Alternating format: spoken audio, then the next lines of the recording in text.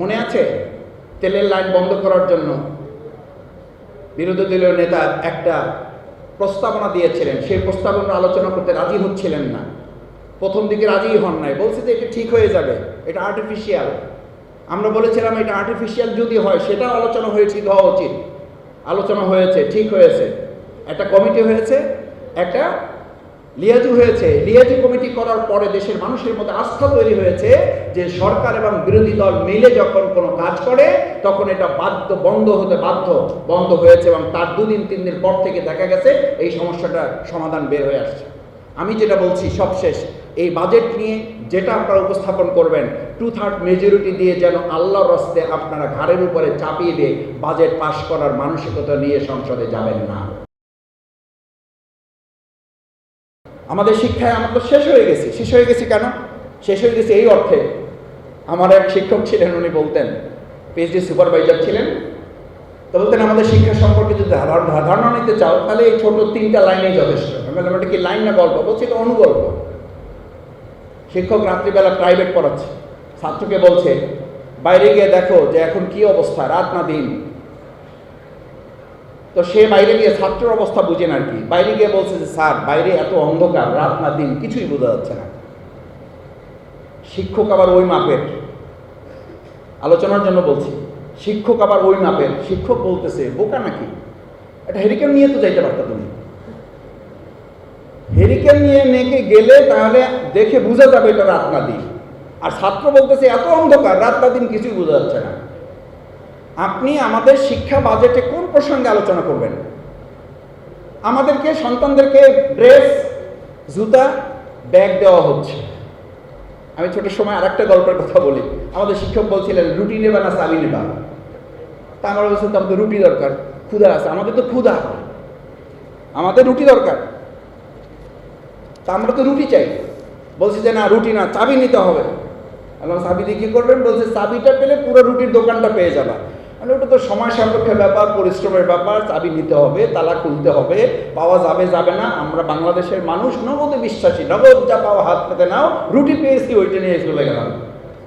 আমাদেরকে এখন আমাদের সন্তানদেরকে, যেখানে আমি আমার উপজেলার কথা বলি, যেখানে আমার প্রায় কয়েক শত শিক্ষকের অভাব প্রাইমারি, হাই স্কুল, কলেজগুলোতে, সেখানে আমার সন্তানদেরকে শিক্ষক না দিয়ে, শিক্ষার মান না দিয়ে তাদেরকে আপনি ব্যাগ দিচ্ছেন। এই ব্যাগ, জুতা এবং তাদের ফিডিং যে মিল দেওয়া হচ্ছে, মূলত এটার মধ্যে দিয়ে দলীয় কর্মীদের কোথাও পুনর্বাসন করা ছাড়া ব্যক্তিগতভাবে আমি মনে করি এটার কোনো মূল্যায়ন হবে না। কেন হবে না জানেন? ওই আলোচনা সংসদের সুযোগ থাকলে করবো। ওখানে তো স্পিকার তাও মানে কিছু সময় দেয়, এখানে স্পিকার অলরেডি সিলেট দিয়ে দিচ্ছে, শেষ করতে হবে। সেই জন্য আমাদের এই ফিডিং মিল, আমাদের মিড ডে মিল, আমাদের স্কুল ড্রেস, এগুলো দরকার আছে, আমি বলছি না, কিন্তু এগুলোকে যদি আপনি বাস্তবায়ন করতে চান তাহলে আপনার তো ঘোস্ট স্টুডেন্ট। এটার জন্য কি হচ্ছে, আমি স্কুলে কিছু মানে জনপ্রতিনিধি হিসাবে না, সেবক হিসেবে যাওয়ার সুযোগ হয়েছে। গিয়ে আমি দেখলাম যে ঘোস্ট স্টুডেন্ট, তাদের কি দেখানো হয়েছে, মানে কাল্পনিক শিক্ষার্থী তৈরি করা হচ্ছে। ওই যে রুটি পাওয়ার জন্য, কলা পাওয়ার জন্য, ব্যাগ পাওয়ার জন্য এখনই শুরু হয়ে গেছে। এরপরে আপনি সেখানে কি আমাদের পক্ষ থেকে আমরা সেই জায়গায় ডিসেবিলিটি ইনক্লুশন, আমাদের প্রতিবন্ধী যাদেরকে অন্তর্ভুক্ত করার কথা, তাদেরকে আমরা করতে পারছি আমাদের শিক্ষা বাজেটে? সেই বাজেটে কতখানি তাদেরকে অগ্রাধিকার দেওয়া হচ্ছে?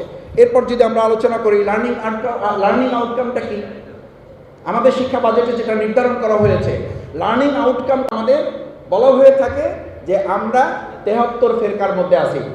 হাদিসে বলা আছে, আমি হাদিসটাকে জন্য সামনে রাখছি, যে আকীদায় তো আমরা 73 ফেরকার মধ্যে আছি, এক ফেরকা বাদ দিয়ে, বাকি 72 ফেরকা বাদ দিয়ে এক ফেরকা জান্নাতে যাবে। আর আমাদের জাতিগত বিভেদ আপনি দূর করবেন কিভাবে? আমাদেরকে তো কাকড়া জাতিকে পরিণত করে রাখা হয়েছে। মাওলানা দেলোয়ার হোসেন সাঈদী রাহিমাহুল্লাহ বলতেন, আমরা কাকড়ার জাতি থেকে কখনো ইলিশের জাতিতে পরিণত হতে পারলাম না। কাকড়ার জাতি কেন? আমাদের শিক্ষা ব্যবস্থাকে 13টা ধারায় রূপান্তরিত করে রাখা হয়েছে। 13টা ধারা, এই 13 ধারাকে এক ধারায় কখন নিয়ে আসবেন? এটা নিয়ে আসতে সরকার বলবে আমাদের সময় শেষ, আর একবার ভোট দেন আমাদেরকে। এই আর একবার ভোট দেওয়ার জন্য প্রস্তুতি নেন, তারপর বাজেট নিয়ে আলোচনা করেন। কারণ এই 13 ধারাকে আপনি এক ধারায় কবে নিয়ে আসতে পারবেন? না নিয়ে আসা পর্যন্ত লার্নিং আউটকামে আপনি যেতে পারবেন না। টিচার কোয়ালিটির ব্যাপারে পরিষ্কার বক্তব্য আছে। সর্ষে যদি ক্ষেত খায় তাহলে ক্ষেত রক্ষা করবে কে? এই ক্ষেত রক্ষা করার কেউ নাই, সর্ষে তো ক্ষেত খাচ্ছে। ক্ষেত তো আমাদের শস্য রক্ষা করতে পারছে না। সেই জায়গাটা আমরা ট্রান্সপারেন্ট প্রকিউরমেন্ট যে জায়গাটা আমরা বলি, স্বচ্ছ ক্রয় ক্ষমতা আমাদের নাই। সেই ক্রয় ক্ষমতা না থাকার কারণে আপনি যদি এখন প্রযুক্তিগত শিক্ষার কথা বলেন, তাহলে আমাদের সব জায়গায় দেখবেন ভ্যাট কমানো হবে। আমরা হয়তো জানি না আমাদের মোবাইল, ট্যাব, ল্যাপটপ, এই যে যে প্রযুক্তিগুলো আছে, এই প্রযুক্তিগুলোতে আমরা ভ্যাট কমাতে পারবো না। যদি ভ্যাট কমাতে পারেন তাহলে ভালো, গুড। সেই জায়গাটা আমাদেরকে দেখতে হবে।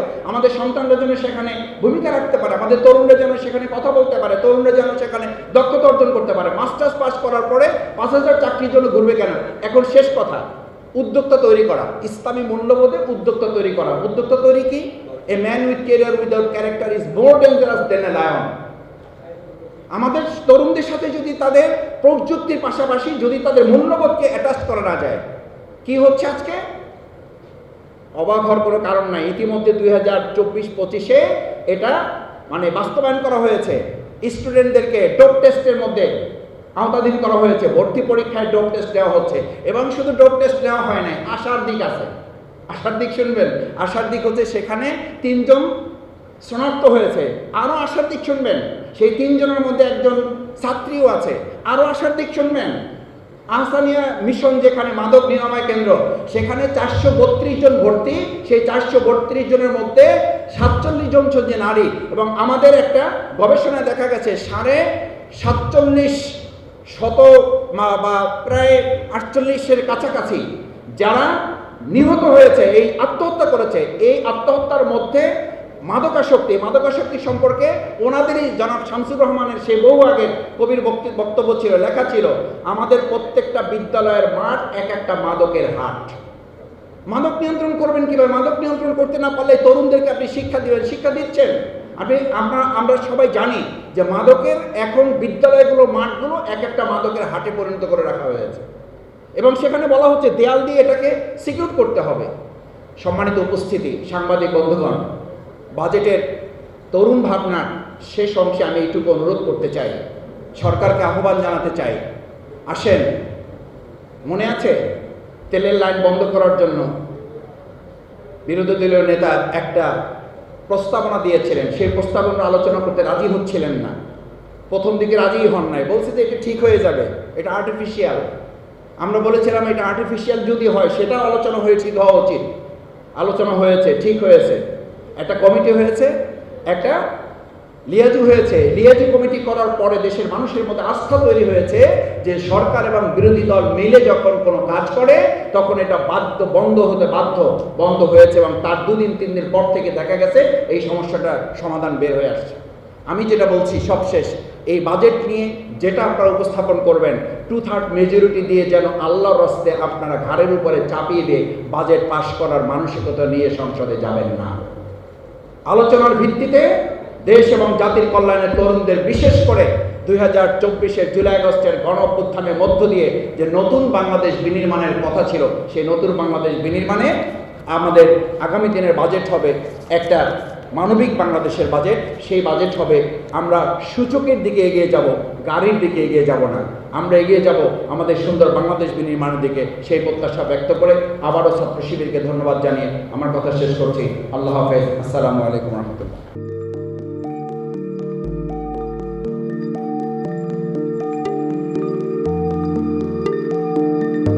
পহেলা জানুয়ারি 2026 ইউটিউব জার্নালিজমের অগ্রদূত changeTV.press সংগ্রাম মুখর 7 বছর পেরিয়ে পা রাখলো গৌরবান্বিত 8 বছরে। এই আনন্দ প্রহরে সবাইকে নিরন্তর শুভেচ্ছা। আমি নিজেকে ধন্যবাদ মনে করি। আমি সৌভাগ্যবান, চেঞ্জ টিভির পক্ষ থেকে আমার সাক্ষাৎকার নেওয়ার জন্য তারা আসছেন এবং চেঞ্জ টিভি দীর্ঘ 8 বছর ধরে এই কাজগুলি করছে। আমি তারা অনেক ভালো কাজ করেছেন, দেশের মানুষের সুখ দুঃখের কথা প্রত্যক্ষ তুলে ধরছেন। আমার আশা থাকবে চেঞ্জ টিভি সামনের দিকে উত্তরোত্তর আরও সমৃদ্ধ হবে। একটাই শুধু আমাদেরকে উপদেশ দিতে চায় তাদের কাছে, সেটা হচ্ছে সত্য কথাটা মানুষের সামনে তুলে ধরা, মানুষের ভিতরে কি চায় তাদেরটা তুলে ধরা, মানুষের প্রত্যাশা তুলে ধরা এবং মানুষের মধ্যে এই যে দেশাত্মবোধটা এবং সত্যবাদীটা এটা জাগরণ করে চেঞ্জ টিভির সামনের দিকে এগিয়ে যাবে। এবং যারা দেশের কথা চিন্তা করে এবং দলমত নির্বিশেষে যে লোকগুলো আছে তারা দেশের কথা চিন্তা করে, দেশের উন্নয়নের কথা চিন্তা করে, কোনো পক্ষপাতিত্ব করে না, তাদের বক্তব্য দেশের মানুষের তুলে ধরা, এই কাজগুলি সামনে এগিয়ে নিয়ে যাবে, এটা আমাদের প্রত্যাশা। অনেক ধন্যবাদ আপনাদেরকে, দেশবাসীকে, দেশবাসী সবাইকে আমি ধন্যবাদ জানাচ্ছি। changeTV.press, এক ফোঁটা হলুদও নেই।